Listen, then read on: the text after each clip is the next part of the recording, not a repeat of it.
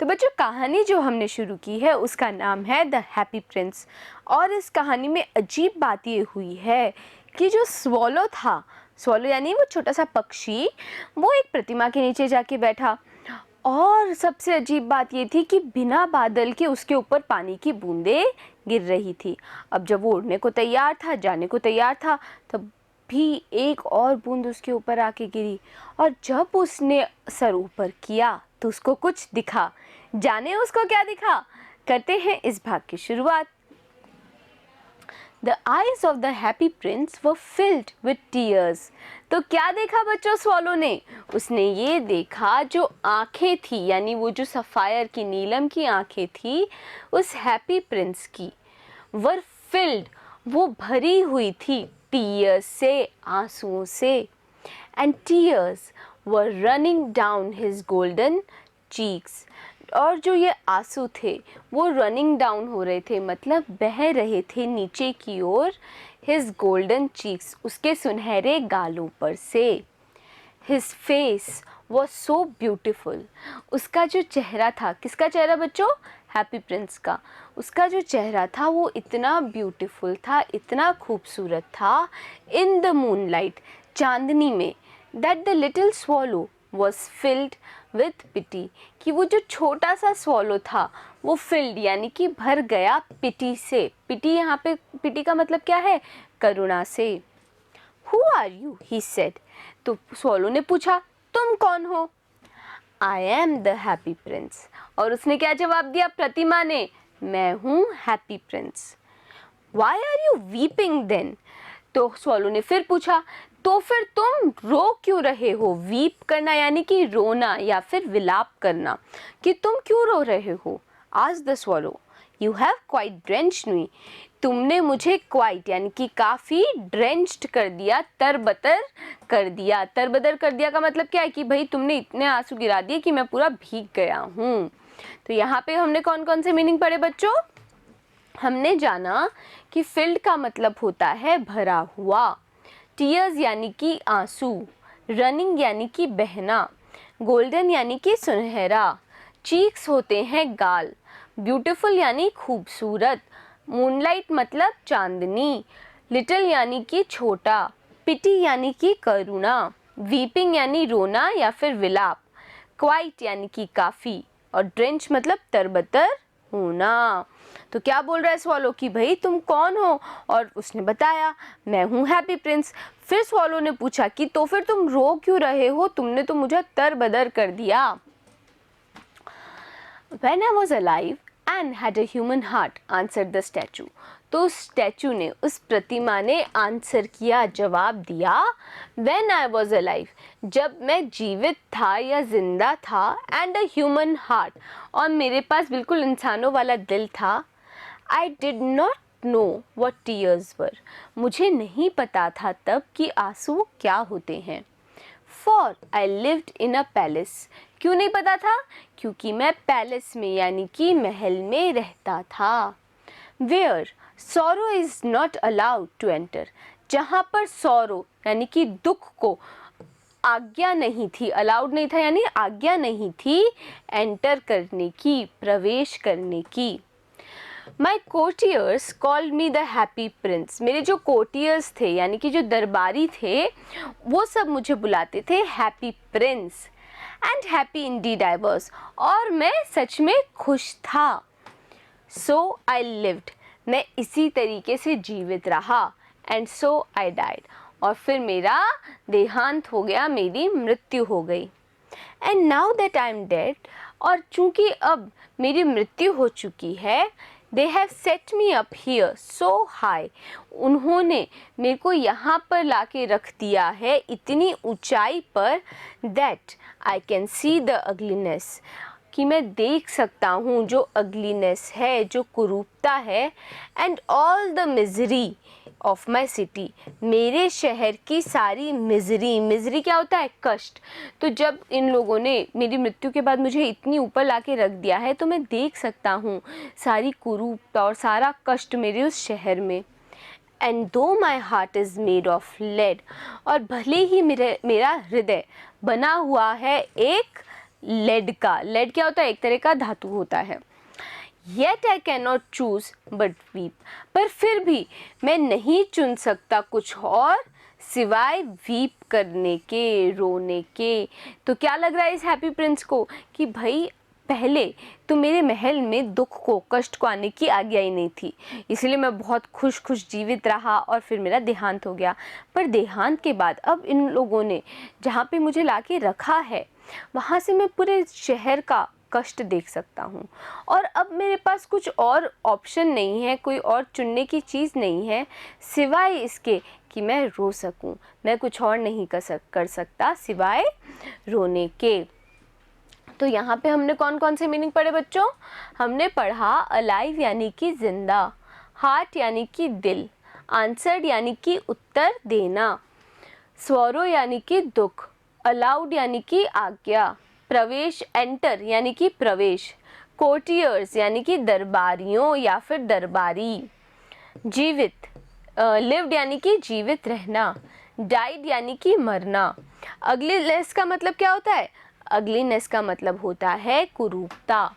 Misery यानी कि कष्ट या फिर तकलीफ, सिटी यानी कि शहर, हार्ट यानी कि दिल, चूज यानी कि चुनना और वीप का मतलब क्या होता है?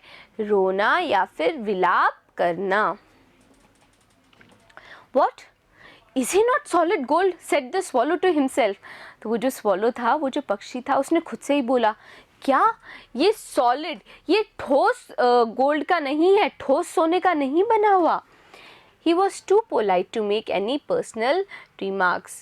वो इतना ज़्यादा पोलाइट था, इतना ज़्यादा विनम्र था कि उसने कोई पर्सनल यानी व्यक्तिगत रिमार्क नहीं किए, टिप्पणी नहीं की। व्यक्तिगत टिप्पणी यानी कि यही बात की उसको ये लगा था कि ये जो हैप्पी प्रिंस है वो पूरा सोने का बना हुआ है, शुद्ध सोने का। लेकिन अब इसे क्या लगा कि अच्छा ये तो शुद्ध सोने का नहीं है। पर ये बात उसने उनको नहीं कही। किसको नहीं कही बच्चों? हैप्पी प्रिंस को। ये बात उसने बस अपने मन मन में सोच ली।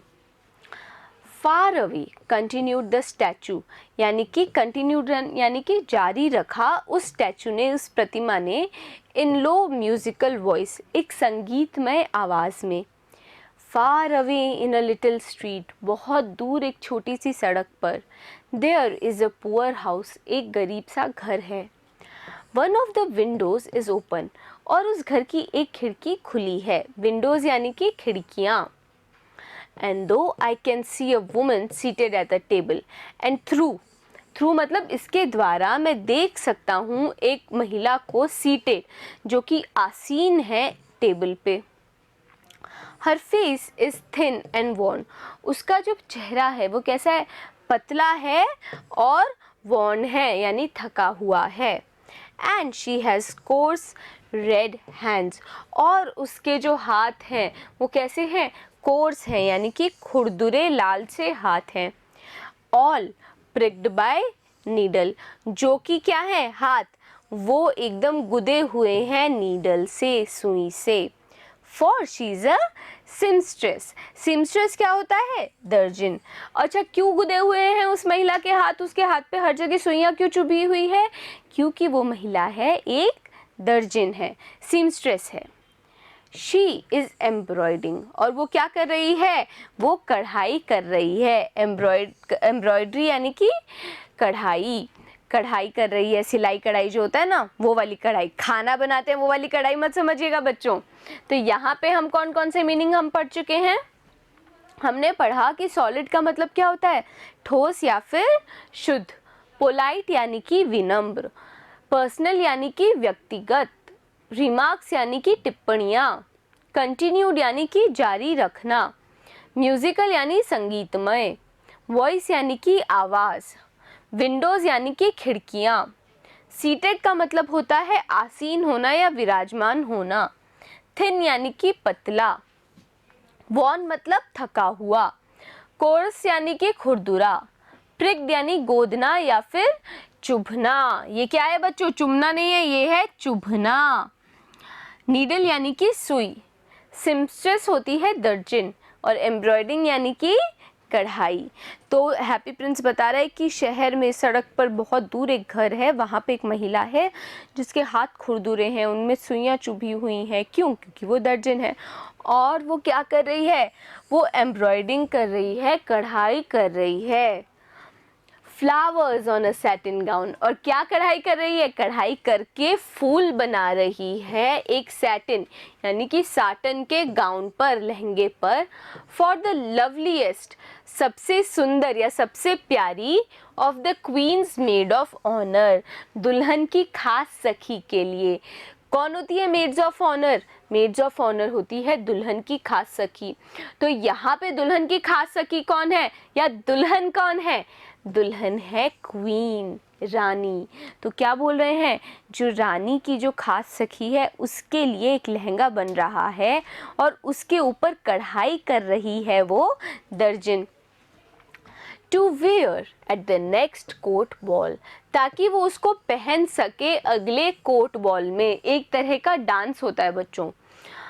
इन a bed in the corner of the room, एक बिस्तर में कॉर्नर यानी कोने के उस कमरे के, हर little boy is lying ill, उसका छोटा सा बेटा लाई कर रहा है, लेटा हुआ है, इल होकर, बीमार होकर।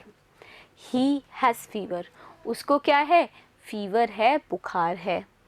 And is asking his mother to give him oranges, और वो बोल रहा है अपनी माता को कि वो उसको ऑरेंजेस दें, संतरे दें। His mother has nothing to give him, उसकी माता के पास उसको देने के लिए कुछ नहीं है, बट रिवर वाटर, सिवाय रिवर के वाटर के, नदी के पानी के। सो ही इज़ क्राइंग, और इसी कारण से वो क्राई कर रहा है, रो रहा है। Swallow, swallow, little swallow, will you not bring her the ruby out of my sword hilt? और फिर आगे अपनी बात को जारी रखते हुए उस हैप्पी प्रिंस ने बोला, swallow, swallow, little swallow, will you not bring her? क्या तुम उसको नहीं दे के आओगे? The ruby, जो माणिक है, out of my sword hilt, मतलब मेरी इस तलवार की मूठ में जो माणिक है, क्या तुम ये उसको नहीं दे के आओगे? My feet are fastened to this pedestal, मेरे जो पैर हैं वो फास्टेंड है, जकड़े हुए हैं इस पेडिस्टल पे, उस मूर्ति तल पे। पेडिस्टल क्या होता है? मूर्ति तल। And I can not move, और मैं हिल नहीं सकता। तो क्या हुआ बच्चों?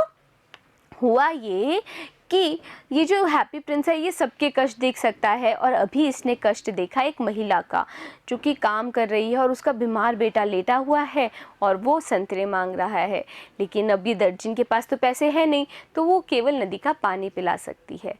तो हैप्पी प्रिंस ने सोचा कि काश ये स्वॉलो दे आए उस मूठ में लगा हुआ माणिक उस महिला को।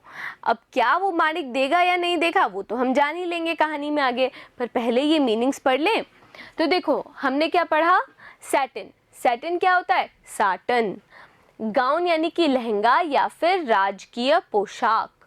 लवलीएस्ट यानी कि सुंदर या फिर प्यारी। Maids of honour, maids of honour होते हैं दुल्हन की प्रमुख सखी। वियर यानी कि पहनना। कॉर्नर यानी कि कोना। लाइंग यानी कि लेटा हुआ। इल मतलब बीमार। फीवर यानी कि बुखार। क्राइंग यानी कि रोना, ये तो हम पढ़ चुके हैं ना कि क्राइंग का मतलब क्या होता है? रोना। हिल्ट होती है मूठ। फास्टेंड यानी कि जकड़ा हुआ, और पेडिस्टल का मतलब क्या होता है? मूर्ति तल। हाँ जी बच्चों, तो मज़ा आ रहा है ना कहानी में। अब हम जानेंगे अगले भाग में कि क्या वो स्वॉलो, वो पक्षी उस मूठ में लगे हुए माणिक को उस महिला को दे के आएगा या फिर इजिप्ट चला जाएगा। मिलेंगे हम अगले वीडियो में, बने रहिएगा मेरे साथ।